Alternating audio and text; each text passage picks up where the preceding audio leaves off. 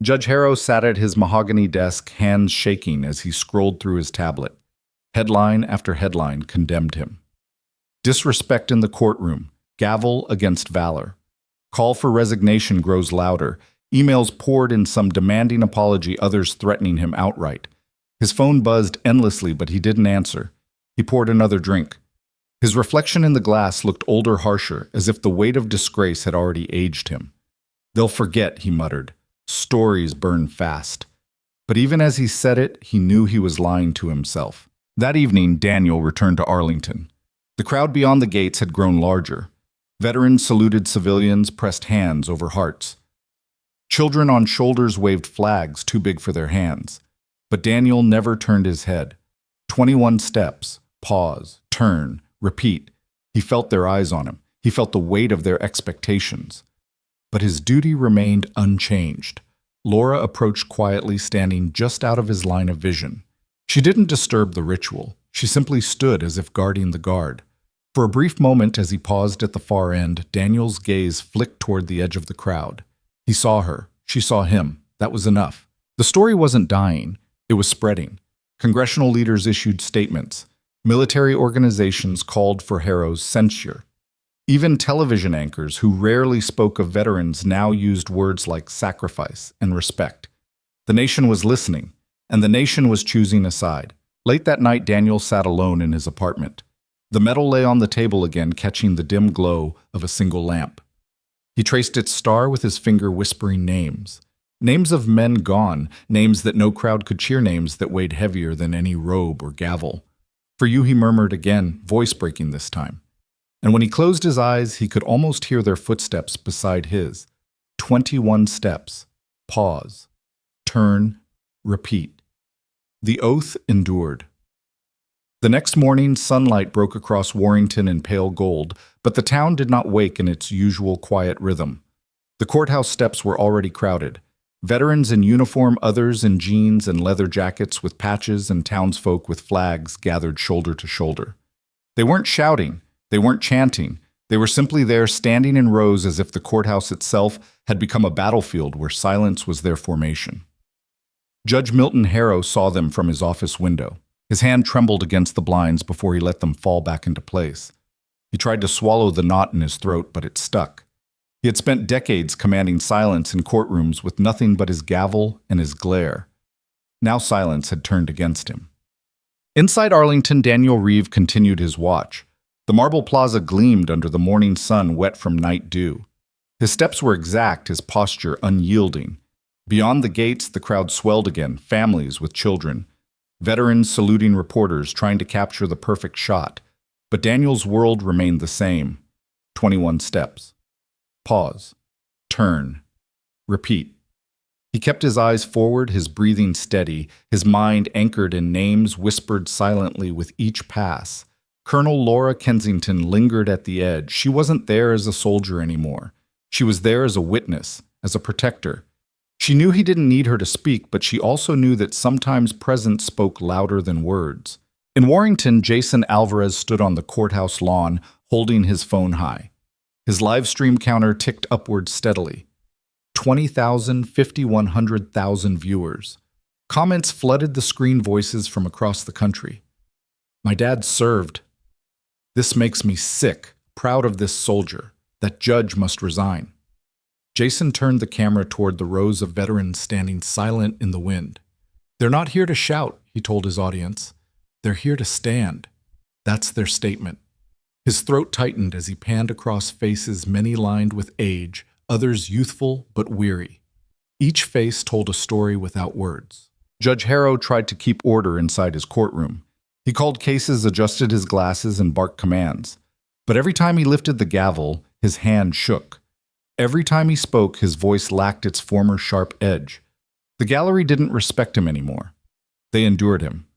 When one case ended, a veteran sitting in the back row stood without permission. He didn't speak. He only stood steady, saluting. The room froze. Harrow slammed his gavel. Sit down. This is my courtroom. The man didn't sit. Another rose, then another. Within seconds, half the gallery was standing, heads bowed or saluting in silence. Harrow's gavel cracked against wood again and again. but it sounded hollow, pitiful against the chorus of silence. He stormed out. Back at Arlington, Daniel finished his watch and stepped aside as the relief guard took over. He removed his gloves, carefully folding them with the precision of ritual. Laura walked to him slowly. "You've seen the news?" she asked. "No, it's everywhere. Harrow's name, the video, the veterans outside the courthouse." Daniel shook his head. "That's not why I stand." "I know," she said softly, "but it's why they do." He looked at her, his eyes shadowed with something deeper than weariness. "It was never about me." "It never is," she replied. "That's why they believe in you." That evening, Jason's newest video spread like wildfire.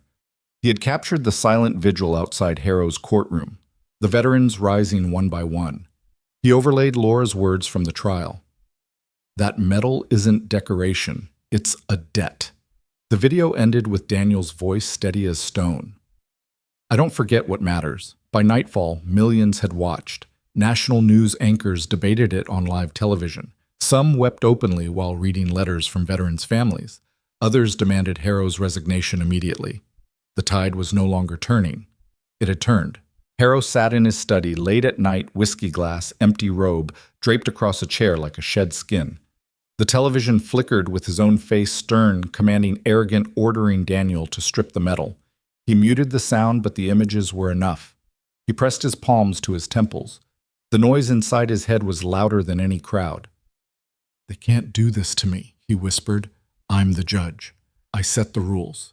But even he knew his rules had already been broken, not by law, but by conscience. Daniel knelt at the tomb in the rain. Visitors had left for the night, but he stayed. His uniform darkened under the water, but he didn't move. He held the medal in his hand, whispering names again, one by one. Every comrade lost. Every voice silenced. The rain masked his tears. Behind him, Laura stood under an umbrella. She didn't interrupt. She simply watched her own eyes wet, her lips pressed into silence. It wasn't pity, it was reverence, because she knew what weighed on him was heavier than any gavel. It was the weight of the dead, and he bore it willingly. The following morning dawned with a sky the color of steel. In Warrington, the courthouse square looked more like a parade ground than a civic building. Veterans in fatigue stood shoulder to shoulder with townsfolk, their flags stiff in the cold wind. The silence was thick, the kind that spoke louder than chants, louder than shouts. Reporters lined the sidewalks, cameras rolling, eyes bright with the fever of a story that was no longer local, but national. Inside, Judge Milton Harrow shuffled papers on his bench, though his hands betrayed him, shaking slightly as he tried to keep the tremor hidden. His robe, once a mantle of authority, now seemed heavy, suffocating. Every time he raised his gavel, he saw in his mind the image that refused to die. Daniel Reeve unclasping the Medal of Honor, placing it on the wooden ledge with that echo that would haunt him forever. Meanwhile, at Arlington, Daniel began another watch. His face betrayed nothing, but beneath the stillness, thoughts coiled like smoke. 21 steps, pause, turn, repeat. His breaths matched the cadence. The medal shone on his chest once more, not with pride, but with solemn remembrance. Beyond the gates, a larger crowd than ever pressed against the barriers. Families, tourists, veterans, people who had traveled overnight after watching the viral videos. They didn't shout. They didn't wave signs. They simply stood, hands over hearts, hats removed, salutes held steady in the morning chill. Daniel never turned toward them. His oath forbade it. Yet he felt them. Felt their eyes, their reverence, their fury at what had been done to him. And he knew this wasn't about him anymore. It was about something far larger. Back in Warrington, Jason Alvarez live-streamed again from the courthouse lawn. His voice trembled with awe. This isn't protest. This isn't anger. This is witness. These people are standing for Corporal Daniel Reeve. They're standing for every soldier who never made it home. Judge Harrow wanted silence in his courtroom. Now he has silence outside his doors, only it doesn't belong to him anymore. The comments surged.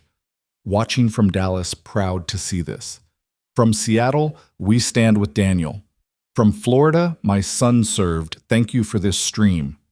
Jason lowered his camera briefly, staring at the rows of men and women who refused to move. His chest ached. He had never served, but in that moment he understood something of the weight Daniel carried. Inside, Judge Harrow cracked. He slammed his gavel down mid-case. This circus outside this will end. This is my courtroom, my authority. The gallery did not flinch. They stared at him, unblinking, unsympathetic. The veteran from the previous day rose again, saluted. His hand trembled with age, but the salute was crisp, unwavering. Harrow's voice broke. "Bailiff, remove him!" The bailiff froze, looked at the veteran, looked back at Harrow, and didn't move. Something inside Harrow withered. For the first time in decades, his commands held no weight. His gavel clattered against wood, but the sound was pitiful hollow. He leaned back, sweat beading on his brow. At Arlington, Laura Kensington approached Daniel during a brief change of guard. She walked close, her voice quiet but urgent. "Do you know what's happening in Warrington right now? They're standing outside that courthouse for you. For this." She touched the metal gently, reverently. Daniel's eyes remained fixed ahead. "It's not for me." "I know," Laura said softly. "That's the point. It's for what you stand for, and it's breaking that judge in half." Daniel didn't reply. He stepped back into the cadence, each footfall precise, unbending. By evening, news networks carried the vigil live. Anchors described it as unprecedented, a community silently defying a judge, a nation rallying behind a soldier. Editorials filled with words like honor, sacrifice, and respect. Clips of Laura's courtroom speech replayed on loop. Her voice rang across screens. "That medal isn't decoration, it's a debt." Daniel's face filled headlines. His silence spoke more than 1,000 speeches. Judge Harrow sat alone in his chambers, curtains drawn, television off. He couldn't bear the images anymore. He poured another drink, his hands unsteady. The glass rattled against the desk as he muttered, "They don't understand. They don't know what it means to obey the law." But even he knew. This wasn't about law anymore. It was about conscience. And his had failed. That night, Daniel returned home to his small apartment. He sat at the kitchen table, metal resting on the wood once again. The lamplight painted its star in gold. He traced the edges, slowly whispering names of the dead as he always did. Laura sat across from him, silent. She didn't interrupt. She let the whispers linger, each one heavy with ghosts. When Daniel finally looked up, his eyes glistened. "I don't want this fight." Laura leaned forward. "You didn't start it, but you're in it, and you're not alone." In the distance, thunder rumbled. Rain began again, steady against the window. Daniel closed his hand around the metal, gripping it tight, as if holding not a piece of metal, but the weight of every soldier who had ever been silenced. And he knew this wasn't over. It was only just beginning. Rain hammered Warrington through the night, but by dawn the courthouse square was filled again.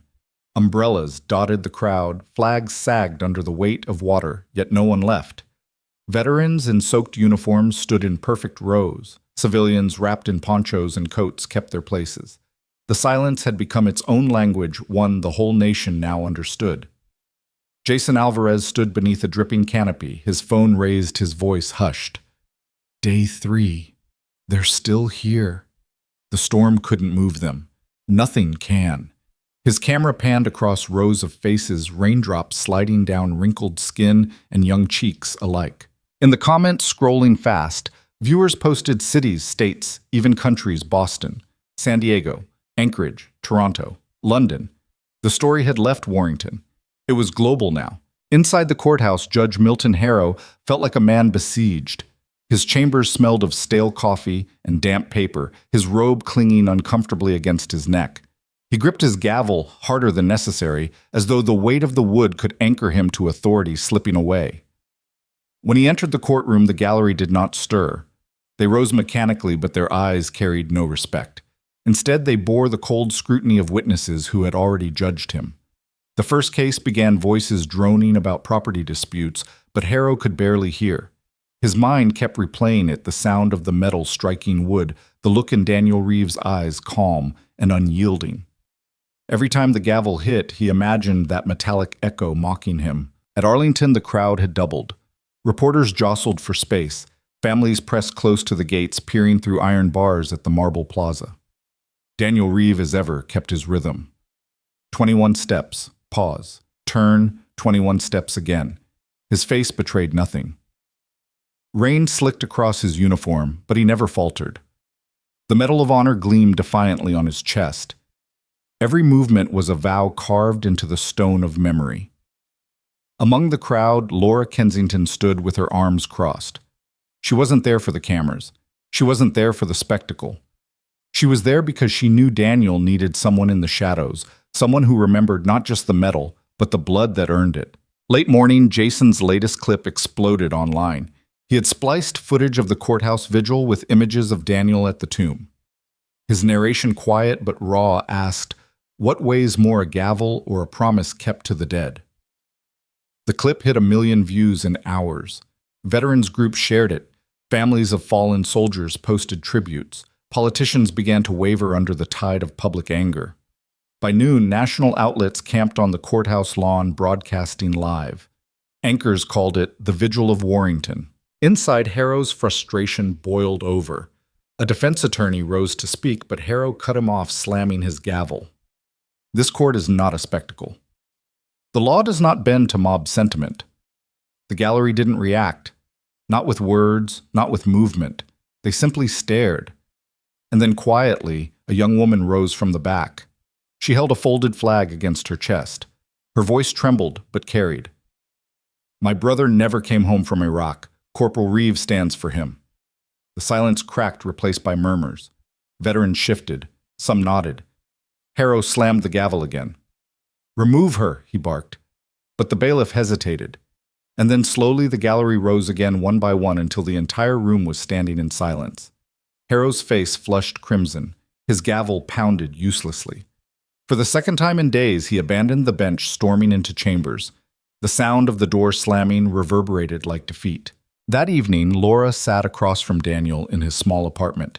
She placed her phone on the table screen, glowing with headlines. "They're calling it the Warrington Stand," she said. Daniel shook his head. "It's noise." "No," Laura replied firmly. "It's more than noise. It's change. That judge is cracking." Daniel stared at the medal lying on the table between them. His voice was low. "Cracking doesn't mean broken." Laura leaned forward, eyes sharp. "He's finished. He doesn't even realize it yet, but the world has already passed judgment." Daniel didn't answer. He closed his hand around the medal, gripping it like a lifeline. Across town, Harrow sat in his study television on mute. Every channel carried his disgrace. His name, once uttered with respect, was now spat with contempt. His phone buzzed relentlessly, calls from officials, letters demanding apology, petitions piling in the thousands. He poured another drink, muttering to himself, "They'll move on. News always moves on." But when he glanced at the screen, he saw Daniel's face again, calm, steady, unbroken. And Harrow realized the truth. This story wasn't going away, and neither was Daniel Reeve. At Arlington, Daniel stood watch long after visitors left. Night pressed in cool and damp. His steps echoed against marble. 21 steps. Pause. Turn. Repeat. Laura lingered under the shadows of the trees. When his shift ended, he walked to her silently. She studied his face, lit faintly by lamplight. "You don't say much," she murmured. "There's nothing to say." "Then let me say it for you," she said. "You're not alone in this." "Not anymore." Daniel didn't respond. He simply walked on metal, glinting with each step, a silent reminder that honor could not be silenced. The vigil in Warrington had turned into something no one could ignore. By the fourth day, the courthouse lawn was packed shoulder to shoulder. Veterans in full dress blues, others in old faded fatigues. Civilians with flags, children clutching photographs of fathers, brothers, sisters who had never come home. The rain had stopped, but the air still smelled of damp grass and stone. Silence rolled like thunder across the square. Jason Alvarez panned his phone slowly over the sea of faces. His voice cracked as he narrated, "They call it the Vigil of Warrington now. Look at this. Look at them. No chants, no demands, just standing." His comments filled with place names. Phoenix, Boston, Chicago, Kansas City, overseas too. Berlin, London, Sydney. The story had leapt oceans. The whole world was watching. Inside, Judge Milton Harrow tried to act as though nothing had changed. He entered his courtroom in his heavy black robe, his glasses glinting, his gavel clutched tight. But he knew, he felt it, the air was different.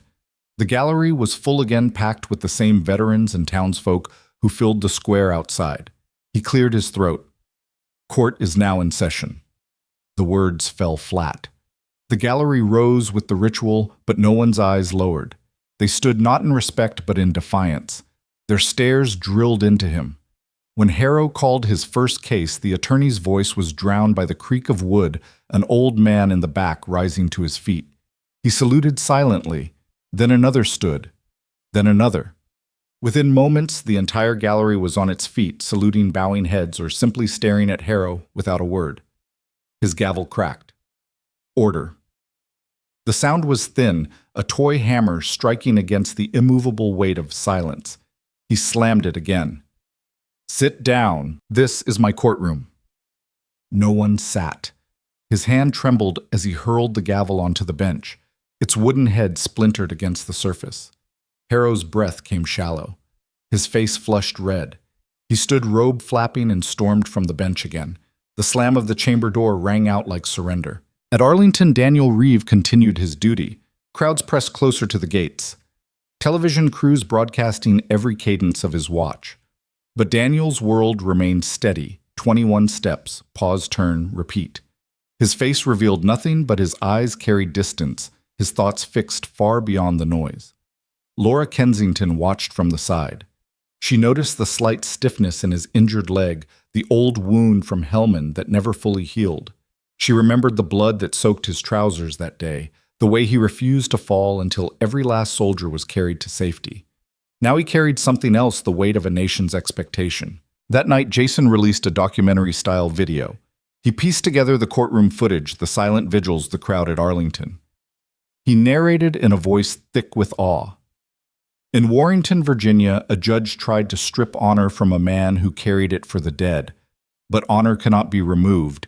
It cannot be silenced. It only grows. The video ended with a shot of Daniel's back as he marched at the tomb, his silhouette sharp against the dawn. Over it, Laura's voice echoed from the trial. That medal isn't decoration, it's a debt. The video went viral within hours. News outlets picked it up. Veterans groups pushed it. Families shared it with captions like "Never Forget." Politicians spoke in interviews, some choking on their words, as they promised investigations into Harrow's conduct. The tide had become a flood. Judge Harrow's nights grew darker. His home phone rang endlessly.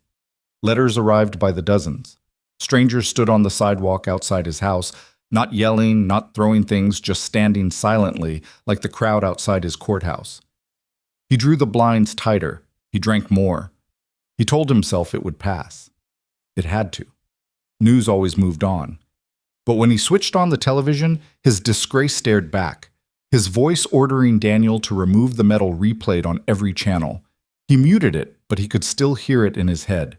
Clink, the metal striking wood, again and again, and each time it rang louder. At Daniel's apartment, Laura placed her phone on the table.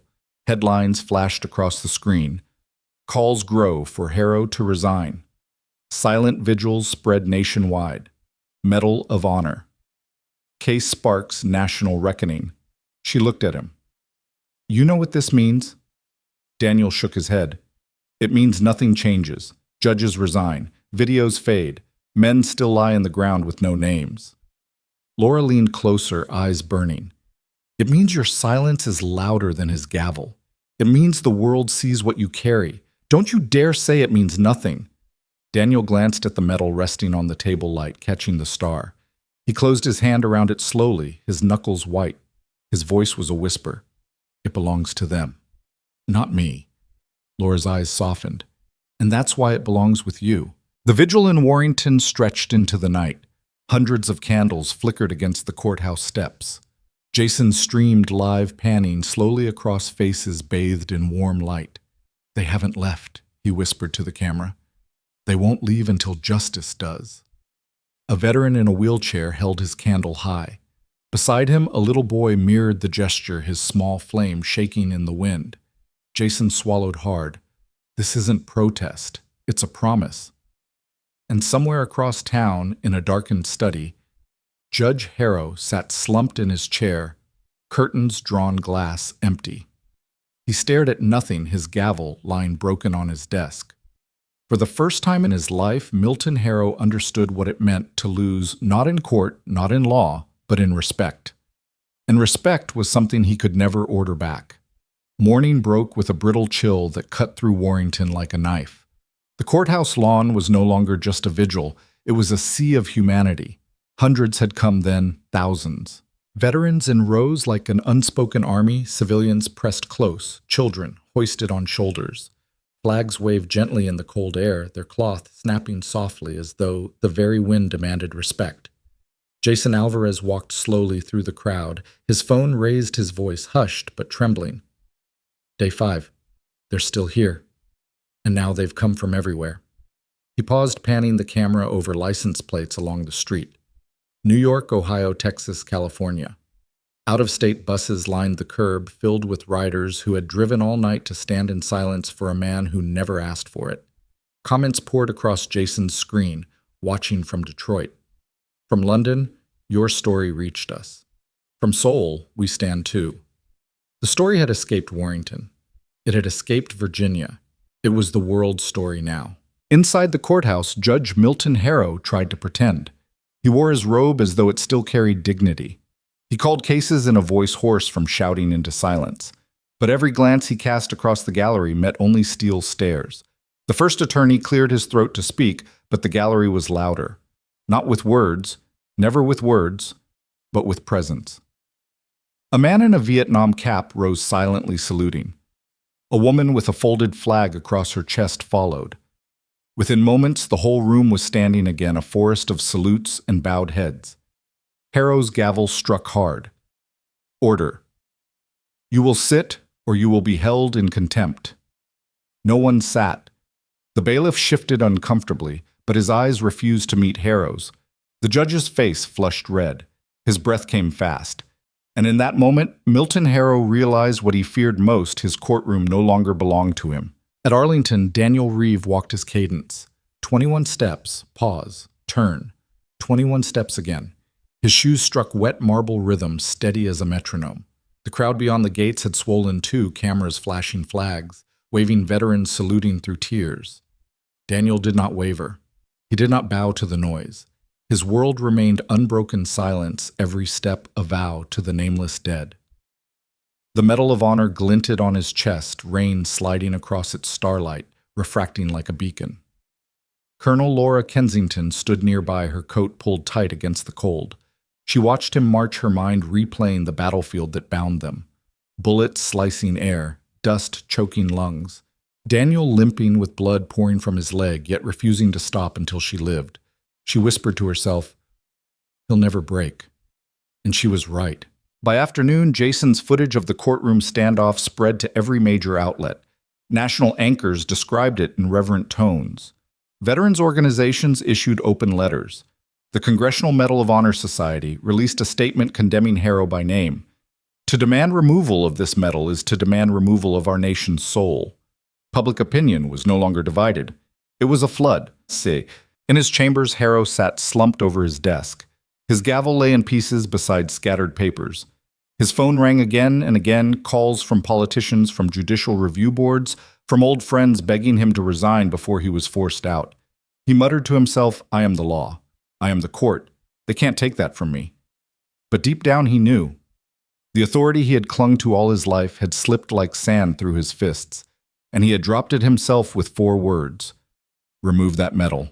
That night, Arlington was lit with candles.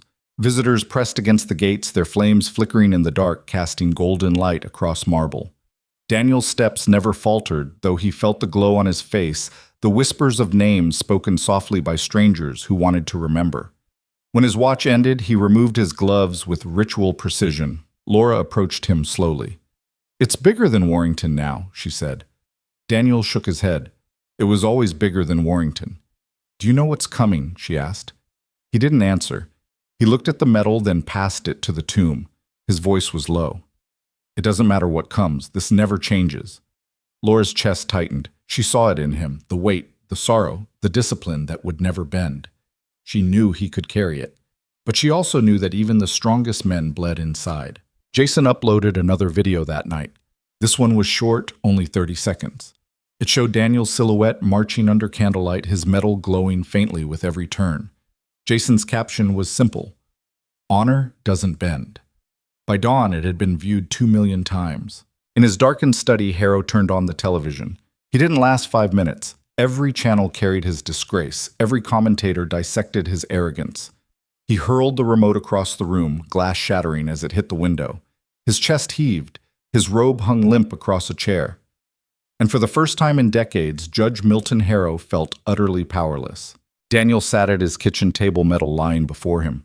The lamplight painted its star in warm glow. He whispered the names again: every fallen brother, every silent comrade. His eyes closed, his lips trembling. Laura sat across from him. She reached out, resting her hand gently on the table. Not touching the metal, touching the man. "You're not alone in this," she said softly. Daniel opened his eyes. His gaze was steady though heavy. "I know. That's why I keep walking." And somewhere beyond their small apartment, a nation watched, waiting for a judge to fall and a soldier to keep his silent vow. The morning sun rose pale and thin, yet the energy outside Warrington's courthouse burned brighter than ever.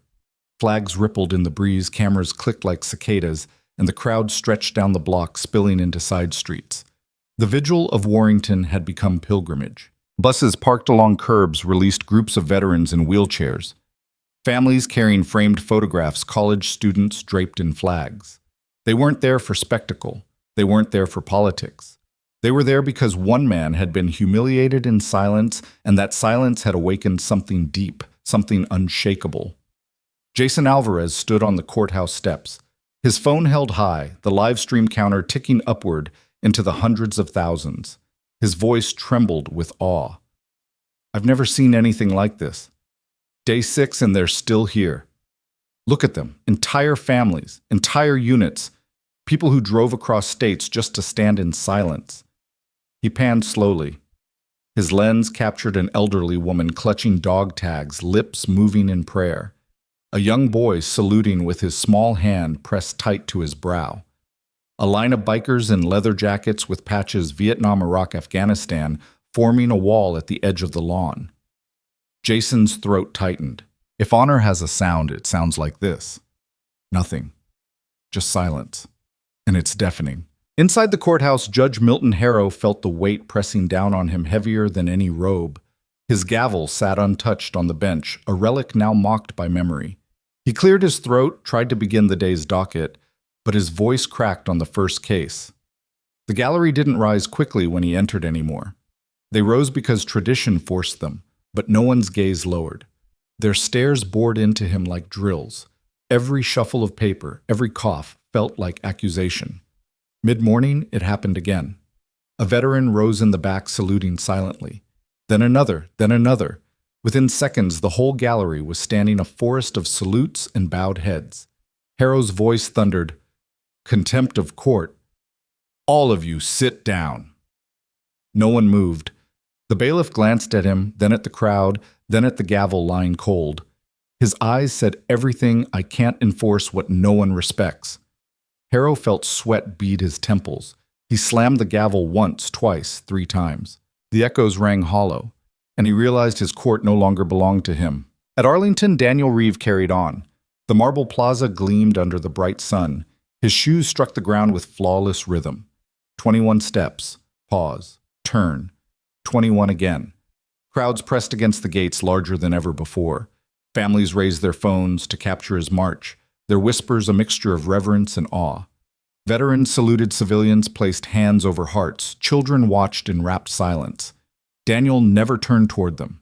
His eyes stayed fixed, his body moving with the precision drilled into him since the first day he stepped onto that hallowed plaza. The Medal of Honor glinted faintly, not for cameras, but for the dead. Laura Kensington stood just beyond the rope line, arms folded, jaw tight. She watched him march, her mind replaying that ambush in Helmand, the gunfire, the smoke, the blood, the moment he lifted her with one arm and carried her to safety despite his own wound. Her chest ached with the memory. But she stood there because she knew the weight he carried was heavier now. He bore not just the memory of comrades, but the weight of a nation's eyes. By late afternoon, the story dominated every channel. Jason's latest video, the silent gallery rising the judge's gavel cracking uselessly spread like wildfire. News anchors struggled for words. Commentators debated law versus conscience, authority versus honor. Editorials in major papers called for Harrow's resignation. The American Legion doubled down, declaring the humiliation of a Medal of Honor recipient cannot stand. The Congressional Medal of Honor Society issued a direct letter to the governor of Virginia. The dignity of the fallen has been insulted. We demand accountability. Pressure mounted. In his chambers, Harrow sat slumped over his desk. His robe felt suffocating. His hands shook as he tried to draft a statement. Words blurred on the page. He muttered aloud, "They don't understand. They don't know what it means to keep order." But even he knew the truth. This wasn't about order anymore. This was about conscience. And conscience had already passed judgment on him. He dropped the pen head falling into his hands. For the first time in decades, Milton Harrow felt utterly alone. That evening, Arlington lit up again. Hundreds stood outside the gates, candles flickering against the night. Jason streamed live from the crowd, his voice hushed. "You're seeing this. People came with candles, with flags, with prayers. They're not leaving." His camera captured Daniel's silhouette marching against the glow, every turn sharp, every step flawless. The metal caught the flame light flashing faintly like a star refusing to die. Jason's comments exploded. "I'm crying, watching this. From Houston, we stand too. From Dublin, we watch and salute." Laura moved through the crowd quietly, her eyes fixed on Daniel. She felt the lump in her throat, the tears she wouldn't allow to fall. She whispered almost to herself, "He's carrying them, all of them." Later in his small apartment, Daniel sat at his table again. The medal lay before him, lamplight painting its star gold. He traced it with his finger, whispering names, names of men long gone, names only he still spoke aloud. Laura sat opposite, silent. She didn't press him. She simply listened to the whispers, let the silence settle. Finally, Daniel looked up, his eyes, heavy but steady. "This isn't about me. It never was." Laura's voice was gentle but fierce. "And that's why it's about you now. Because you won't claim it. Because you'll never claim it. That's why they believe in you." Daniel's hand closed around the medal. His knuckles whitened. He lowered his gaze again, his lips moving in silence. The vow was unbroken. And outside, a nation waited for the sound of a gavel to finally fall silent forever. The seventh day dawned under heavy skies, clouds pressing low over Warrington, as though the heavens themselves leaned close to watch. By now the courthouse lawn resembled a military encampment more than a civic square. Folding chairs lined the edges, coffee thermoses were passed from hand to hand, and rows of veterans stood in silent formation despite the cold. Families huddled under blankets, their faces stern with determination. The vigil of Warrington was no longer spontaneous, it had become a movement. Jason Alvarez's live stream captured the scene, his voice hushed. "They haven't left. Not one of them. Some drove from across the country. Some have slept here every night. And they all say the same thing, they'll stay until justice comes." His feed filled with comments, names of cities scrolling faster than he could read: New Orleans, Portland, Miami, Toronto, Sydney. The courthouse itself looked weary under the weight of it all. Its brick walls, once unremarkable, were now broadcast to millions. Its doors, once symbols of authority, now creaked open under the judgment of the people. Inside, Judge Milton Harrow sat hunched at his desk, tie-loosened eyes bloodshot. He hadn't slept. Letters covered his desk, demands for apology, threats, petitions stacked high. His phone buzzed constantly. The governor's office had called 3 times.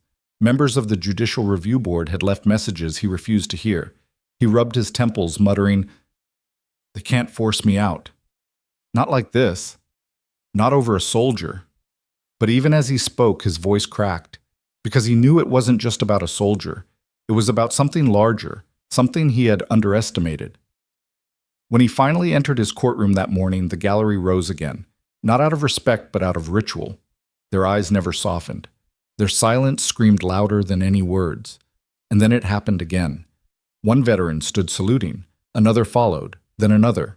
Within seconds, the entire gallery was upright, a wall of salutes and bowed heads. Harrow's face flushed red. His hand trembled on the gavel.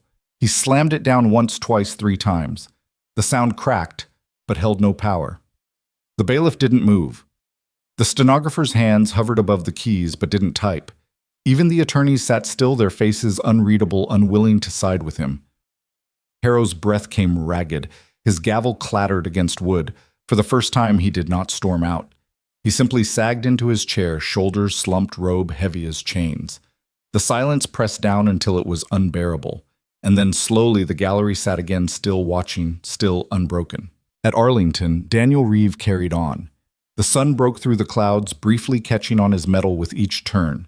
The crowd beyond the gates was immense now, stretching down Memorial Drive, cameras flashing like lightning. Veterans lined the fence, saluting in time with his steps. 21 steps. Pause. Turn. Repeat. Daniel's eyes never strayed. His body moved with mechanical grace, but inside memory played like an old film reel. He saw Helmond again, dust and blood smoke and fire. He saw Laura's pale face as he carried her through gunfire, the screams of the wounded, the silence of the dead. Every step carried them with him. Every pause was a prayer. Laura stood near the gate, her gaze unblinking. She had seen men break before. She knew the signs. But Daniel did not break. He carried the weight, silent and steady as though carved from the same marble he guarded. By evening, Jason released another video, his most powerful yet. It opened with footage of the courthouse gallery rising in silent salutes. Then it cut to Daniel's silhouette at Arlington, marching against the glow of sunset. Over the images, Jason's voice spoke softly. One man was told to remove honor. Instead, honor spread. Across one town, across one nation, across one world. And it will not be removed again. The video exploded online. News outlets picked it up. Talk shows debated it. Hashtags surged anew. His chart stand with Reeve. Hash, honor the guard. Harrow resign. Even politicians who had stayed silent now spoke openly. Senators demanded an investigation. Governors issued statements. Military leaders weighed in, calling Harrow's actions a disgrace. The tide was unstoppable. That night, Judge Harrow sat in his study, the blinds drawn, the television dark. His desk was littered with empty glasses, his robe tossed carelessly across a chair. He stared at the broken gavel lying in 2 pieces, wood splintered like his authority. His phone buzzed again. He didn't answer. Instead, he whispered to the empty room, I didn't mean disrespect. I only meant order, my rules, my courtroom. But the silence answered back heavier than ever. And Harrow knew finally that his rules had ended. At Daniel's apartment, the medal lay on the table once again. He traced the star with his finger, whispering names. Laura sat opposite, watching him in quiet. She didn't interrupt. She knew those whispers weren't for her. They were for the dead. When he finally looked up, his eyes were red but steady. It won't end until he's gone. Laura nodded, and he will be. They won't let this stand. Daniel shook his head slowly. It's not about him. It's never been about him. It's about whether we keep the promise. Laura leaned forward, her voice soft but firm. And you keep it every day. That's why they stand for you. Daniel closed his hand around the medal, gripping it tight. His lips moved again, whispering the names like prayers. And outside in Warrington and Arlington and across the world, people whispered with him names of fathers, brothers, daughters, mothers, keeping the vow alive. The 8th day arrived with frost silvering the grass around Warrington's courthouse. Breath plumed white in the morning air as veterans formed into tighter rows. Their jackets zipped to the chin, their flags held high despite the cold. The silence was harder now, more grueling, but they endured it like a march. Jason Alvarez's live stream began before sunrise. His voice was hushed but fierce. They haven't left. They don't plan to leave. This isn't just a vigil anymore, it's a siege. A siege of silence. He panned his camera across the square, capturing families wrapped in blankets. Candles still glowing faintly in glass jars, steam curling from styrofoam cups of coffee, passed hand to hand. His feed scrolled faster than he could read. Denver watching, Mexico City watching, Oslo watching. By mid-morning, Warrington's courthouse steps were barely visible behind the throng. The crowd wasn't shouting. They weren't holding signs. They were simply there, breathing as one unshaken. The quiet pressed in like a tide. Inside, Judge Milton Harrow sat slumped in his chambers. He had not slept. His robe hung limp across the back of his chair, his shirt rumpled, his face gray with fatigue. He held his broken gavel in his lap like a relic, his thumb running over the splintered wood again and again. A knock rattled the door. His clerk stepped in, pale. "Sir, the governor's office is calling. They won't tell them I'm unavailable," Harrow snapped. His voice cracked. "I don't answer to them. I don't answer to anyone." But even as he said it, his chest hollowed, because he knew he no longer commanded obedience. His court had become a theater, and he was the actor everyone jeered. At Arlington, Daniel Reeve carried on. The morning frost glazed the marble, but his cadence never faltered. 21 steps. Pause. Turn. Repeat. His breath misted in the cold air, his metal catching sunlight like a shard of fire. Crowds pressed thick against the gates, bundled in coats, children perched on shoulders. Veterans saluted, hats pressed to hearts, tears freezing on cheeks. Laura Kensington watched with her coat pulled tight. She stood still, eyes locked on Daniel, her thoughts drifting back to Afghanistan. She remembered his limp from the shrapnel wound, the way he carried her across rocky ground, bullets cutting air blood soaking through his trousers. She whispered to herself, "He doesn't stop. He never stops." And she knew that was why they all believed in him, because his silence carried further than any roar. By noon, Jason released his most powerful video yet. He spliced footage of the courthouse gallery saluting with images of Daniel at Arlington, his silhouette sharp against the frost-lit morning. Over it, Jason's narration trembled with conviction. One man was ordered to remove honor. Instead, honor multiplied. It spread across pews, across a courthouse lawn, across a nation. You can strip a medal, but you cannot strip a vow. The video surged online, passing millions of views in hours. National anchors replayed it on evening broadcasts. Headlines screamed "Silent Vigil in Warrington grows to thousands." Judge Harrow faces mounting calls for resignation, the guard who wouldn't break. In his study that night, Harrow watched his disgrace on television again. He turned the volume down, but the images still seared the clink of metal on wood. Daniel's calm defiance, Laura's thunderous words. His phone rang again. He didn't answer. His email pinged demanding his resignation. His face burned. His chest throbbed. He poured another drink, muttering, "They don't know. They don't understand law. They only understand symbols." But the whisper in his own mind betrayed him, and they've chosen the symbol over me. That evening, Arlington glowed with candlelight again. Hundreds pressed against the gate's flames, flickering against the winter air. Jason streamed live, his voice choked with emotion. "Look at this. Listen, this is what respect sounds like." His camera captured Daniel's march, every turn sharp, every step flawless. The metal shone on his chest, rain and frost glistening on the ribbon. In the crowd, a young boy whispered, "Mom, is he a superhero?" His mother's eyes brimmed. "No," she said softly. "He's a soldier. That's harder." Jason's comments filled with thousands of voices, people typing the names of loved ones lost: Vietnam, Iraq, Afghanistan. Each name scrolled like a litany, a digital wall of memory. Later, Daniel sat at his kitchen table again. The metal lay before him, gleaming under the lamplight.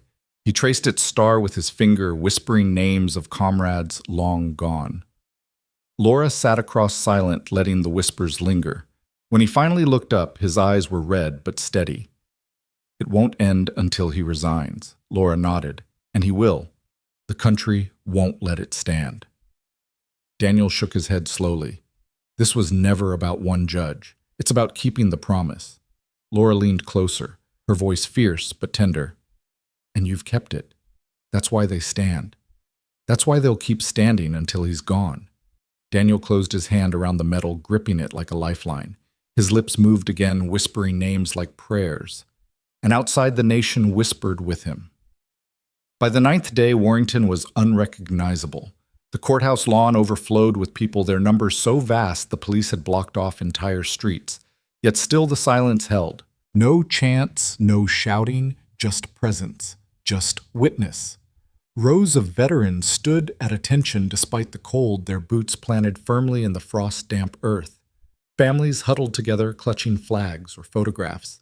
Motorcycles lined the curbs, their riders veteran bikers forming a wall of leather and steel at the edge of the square. The crowd breathed as one, a living wall of reverence. Jason Alvarez's camera swept slowly across the scene. His voice, hoarse from days of streaming, carried awe. This is no longer a vigil. This is history. They call it the Stand of Warrington now. I don't know how to describe it except to say it feels like the world has gathered in one place. His comments scrolled faster than he could follow Dallas here. Athens watching. From Seoul, respect. Argentina stands with you. Inside the courthouse, Judge Milton Harrow was unraveling. His robe hung heavy on his shoulders as he sat slumped in his chair staring at the gallery that no longer respected him. Every time he raised his gavel, his hand shook. Every time he spoke, his words rang hollow. That morning, as the first case began, it happened again. A veteran rose silently saluting. Another followed. Then another. Within moments, the entire gallery was standing a wall of silent defiance. Harrow slammed his gavel down. "Sit! I order you to sit." No one moved. The bailiff stood frozen, unwilling to enforce. The stenographer's fingers hovered uselessly above her keys. The attorneys stared down at their notes, refusing to meet his eyes. And in that suffocating silence, Harrow's power shattered. His gavel fell from his hand, clattering against wood. His breath came ragged, his face flushed with rage and shame. He whispered, almost to himself, "You cannot defy me." But the truth hung heavier in the air they already had. At Arlington, Daniel Reeves' march continued. 21 steps. Pause. Turn. Repeat. His shoes clicked against marble, his breath misted in the cold. The Medal of Honor gleamed on his chest, catching the winter sun. Crowds beyond the gates had swelled to thousands, now stretching down Memorial Drive. Veterans saluted civilians, pressed hats to hearts, children whispered in awe. Reporters streamed live, their lenses capturing every movement. But Daniel's eyes never strayed. He didn't acknowledge the noise, the cameras, the sea of faces. His duty was to the tomb, to the nameless who lay in silence. And his oath did not waver. Laura Kensington watched from the rope line, her heart tight. She had seen him carry comrades from smoke and fire, bleeding but unbroken. Now she watched him carry a nation's gaze with the same unyielding discipline.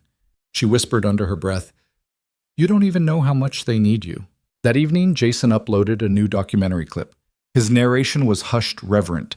In Warrington, Virginia, silence has become an army. In Arlington, honor marches on marble. A judge tried to strip dignity. Instead, dignity rose in the thousands. This isn't protest, it's a promise. The footage cut between the silent vigil at Warrington and Daniel's march at Arlington, his silhouette glowing against the fading sun. Laura's voice from the trial echoed over the images. That medal isn't decoration. It's a debt. The clip hit 5 million views overnight. News anchors played it across networks. Editorial boards called for Harrow's resignation. Military leaders spoke out. Even those who once defended him fell silent. The tide had become a tsunami. Harrow sat alone in his study that night. His desk littered with empty glasses, letters of condemnation piled around him. His robe hung across the chair like a dead weight. His broken gavel lay splintered in two. He poured another drink, muttering to himself, "I am the law. I am the court. They cannot do this to me." But the whispers inside his own mind betrayed him. They already have. His chest ached. His hands shook. He glanced at the television, muted, replaying his disgrace for the millionth time. The image burned Daniel, unclasping the medal, laying it on the wood, the sound ringing like a judgment no appeal could overturn. Harrow closed his eyes, but he could not escape it. At Daniel's apartment, the medal rested on the table under lamplight. He traced its star with his finger, whispering names of the fallen. Laura sat across from him, listening in silence. When Daniel finally looked up, his voice was raw. "It won't end until he steps down." Laura leaned forward, her voice sharp but steady. "He's already finished. He just doesn't know it yet." Daniel shook his head slowly. "It's not about him. It's about them." He tapped the medal gently. "It's always about them." Laura's eyes softened. She reached across the table, resting her hand near his, but not on the medal. "And that's why they'll never forget you." Daniel bowed his head, whispering the names again. And outside in Warrington and Arlington and across the world, the names of the fallen echoed in silence carried by thousands who refused to let the promise die. The 10th day began with a brittle wind sweeping across Warrington. Frost clung to the courthouse lawn, but still the people came. They wrapped themselves in coats and blankets, but their silence never wavered. Veterans formed into straight rows, shoulders squared. Boots braced against the cold ground. Families pressed close, holding framed photographs of fathers, brothers, daughters who had worn the uniform and never come home. Jason Alvarez lifted his phone, his breath visible in the chill. His voice cracked with exhaustion, yet it carried the same reverence. 10 days. They haven't left. Look at this, veterans in wheelchairs standing with what strength they have left. Kids holding candles in the morning light. This isn't protest anymore. This is a covenant. His comments scrolled in endless waves. Watching from Chicago. Berlin stands with you. From Manila we salute. Mexico City. Thank you for this stream. The world was still watching. Inside the courthouse, Judge Milton Harrow's world had collapsed into chaos. His robe weighed on his shoulders like a burden too heavy to bear. His clerk handed him a folder of letters, formal complaints, petitions, notices from the state bar, even threats. He pushed them aside, muttering, "I don't answer to them." But his voice carried no conviction. When he entered the courtroom, the gallery rose again as ritual demanded. But their eyes told the truth. They did not see a judge. They saw a man hollowed by arrogance, a man drowning in the silence he had created. And then it began once more. A veteran rose, saluted, then another, then the entire gallery standing as one head's bowed, hands raised in silent defiance. Harrow gripped his gavel. He slammed it once, twice, 3 times. The sound rang brittle, powerless. His voice cracked. "Sit down. This is my courtroom. You will obey." But no one moved. The bailiff shifted uneasily but stayed rooted. The attorneys sat frozen, unwilling to side with him. Even the stenographer had stopped typing. Harrow's shoulders sagged. His breath came shallow. His gavel slipped from his fingers, striking wood with a hollow clatter, and for the first time he did not even try to continue. At Arlington, Daniel Reeve carried on. The winter sun glinted off his metal with every turn. His shoes clicked against marble rhythm, flawless. 21 steps. Pause. Turn. Repeat. The crowd at the gates had grown larger still. Veterans saluted in perfect unison with his movements. Children pressed their faces against the iron bars, eyes wide. Reporters whispered into cameras, capturing the march that had become more than ritual.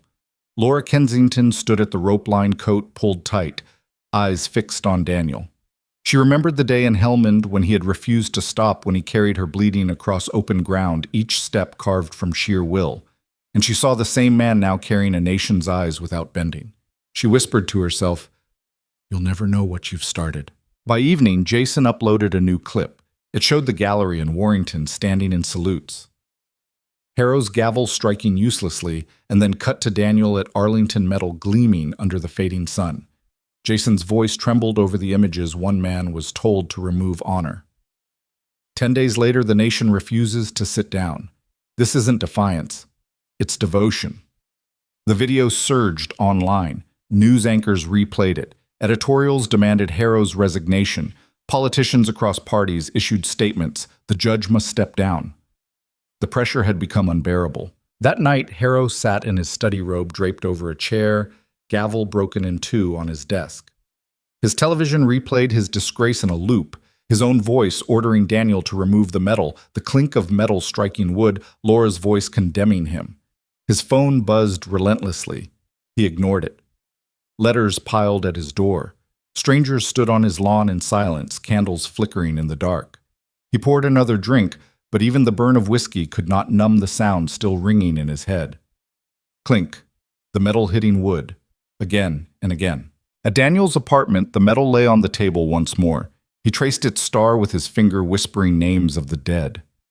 Laura sat across from him, her expression soft but steady. "You know he can't last," she said. Daniel didn't look up. It was never about him. Laura leaned forward, her voice low but fierce. "Maybe not.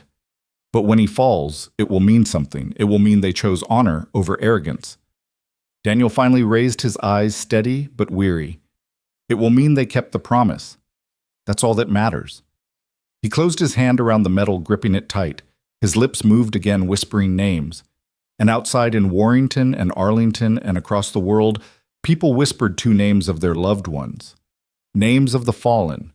Names that turned silence into a roar no gavel could ever silence again. On the 11th day, Warrington awoke under a pale sky, streaked with the soft colors of dawn. Frost clung to the grass, but the courthouse lawn was already full. The crowd had grown beyond the square, spilling into side streets, filling the park across the road.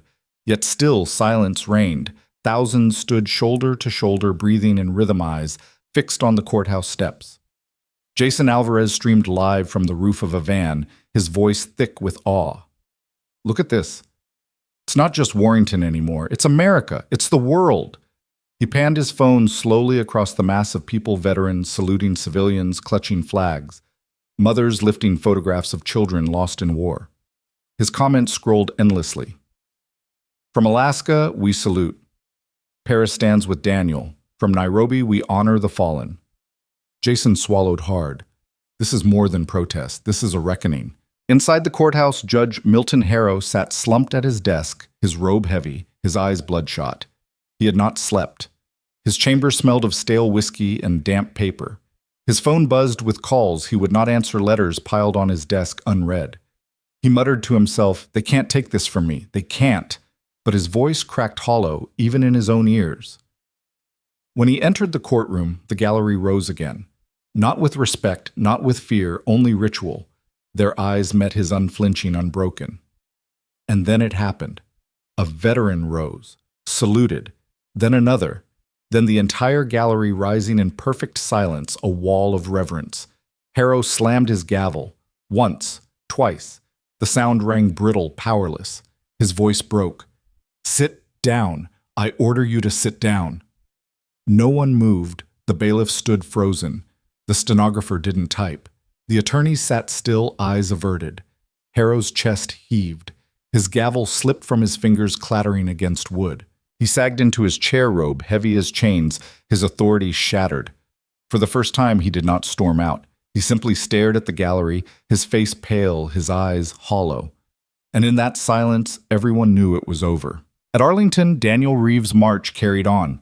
21 steps, pause, turn, repeat. His shoes struck marble with flawless rhythm, his metal gleaming in the winter sun. Crowds pressed against the gates in numbers greater than ever before. Flags waved softly, veterans saluted in unison with his steps. Children whispered in awe, parents held them close. Daniel never looked at them.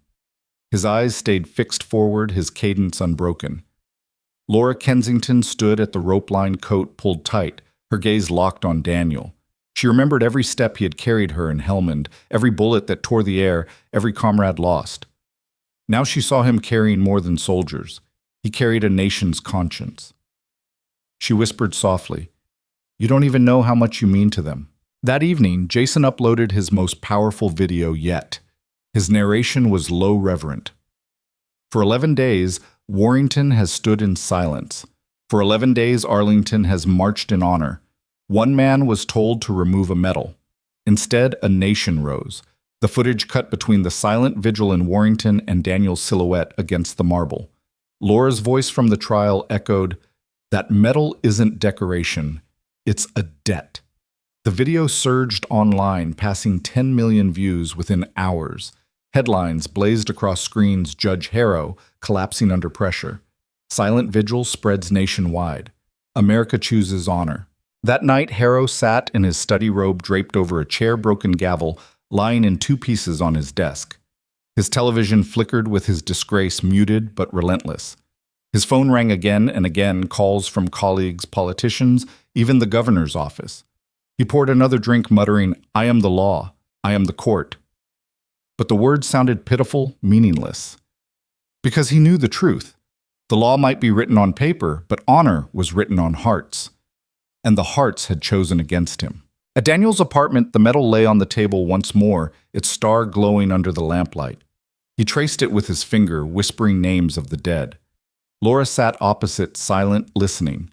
When he looked up, his eyes were steady but weary. "It's ending." Laura nodded. He can't last much longer. The country won't let him. Daniel shook his head slowly. It's not about him. It never was. It's about keeping the promise. Laura leaned forward, her voice soft but fierce. And you've kept it. That's why they stand. That's why they'll keep standing until the last gavel falls. Daniel closed his hand around the metal, whispering names again. And outside in Warrington and Arlington and across the world, the silence roared on an unbroken promise no gavel could silence. The 12th day dawned beneath a sky of pale fire, the horizon streaked in red, as if the heavens themselves carried the weight of sacrifice.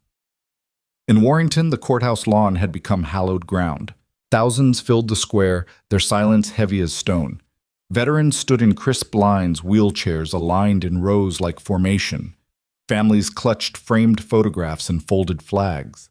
Children raised candles that flickered stubbornly against the cold wind. Jason Alvarez's live stream captured it all. His voice trembled as he spoke. 12 days. They're still here. They say they won't leave until it ends, until the judge steps down. He panned across the crowd, faces wet with tears, jaws tight with resolve. His comments scrolled endlessly. From Phoenix. From Dublin. From Cape Town. From Tokyo. We stand with you. The vigil of Warrington was no longer just an act of solidarity. It was now a demand. Inside the courthouse, Judge Milton Harrow was finished. His robe felt suffocating, his face ashen. He sat hunched at the bench, his hands trembling, his broken gavel lying useless beside him. He could hear the silence outside through the glass, felt its weight pressing through the very walls. When the gallery rose, it wasn't for him. It was for Daniel Reeve, for the vow that could not be stripped. The veterans saluted. Families bowed their heads. The silence thundered louder than any command. Harrow's lips moved, but no words came. His chest heaved. His hands shook. And then before the case could even begin, he whispered, "This court is adjourned." The gavel never struck. He left the bench for the last time. That afternoon, the courthouse issued a terse statement. Judge Milton Harrow has submitted his resignation effective immediately. No apology, no explanation, only silence. But the world already knew. At Arlington, Daniel Reeve walked his cadence beneath a winter sky. 21 steps, pause, turn, repeat. His shoes struck the marble in flawless rhythm, the Medal of Honor gleaming against his chest. Crowds lined the gates in silence, candles flickering in daylight, flags snapping softly in the wind. Veterans saluted civilians, pressed hats to hearts, children whispered in awe. Daniel never looked at them. His eyes stayed forward. His oath remained unbroken. Laura Kensington stood at the rope line. Her eyes wet, her chest tight. She whispered, "It's done. He's gone. And you're still here, still carrying them." Daniel did not answer. He turned sharply, beginning another 21 steps. But Laura knew he had heard. Jason uploaded his final video that night. His narration was low reverent. A judge tried to strip honor. Instead, honor stripped him. In Warrington, silence toppled arrogance. In Arlington, duty never broke. Honor isn't in a medal. It isn't in a gavel. It's in the vow that outlives both. The footage ended with Daniel's silhouette against the tomb, his steps sharp, his metal gleaming in the fading light. Over it, Laura's words echoed, "That medal isn't decoration. It's a debt." The video spread across the world, watched by millions. Veterans' halls, classrooms, churches, even foreign capitals replayed it. Late that night, Daniel sat alone in his apartment. The medal lay on the table, its star glowing softly in lamplight. He traced it with his finger, whispering names, every comrade lost, every silent brother. His eyes closed, his lips trembling. "For you," he whispered. Laura stood quietly in the doorway, watching. She didn't speak. She didn't need to. Daniel lifted the medal, pinned it to his chest, and stood. Outside, the night was quiet, but it was a living quiet, a silence that carried across Warrington, across Arlington, across the nation. The silence of a promise kept, the silence of honor unbroken. If you like the story, consider sending a super chat to help bring more similar stories. Now, click on the video on the screen to hear another story that is equally powerful and compelling, with courage, sacrifice, and a choice that makes you question everything you know about duty and justice. Click on the video.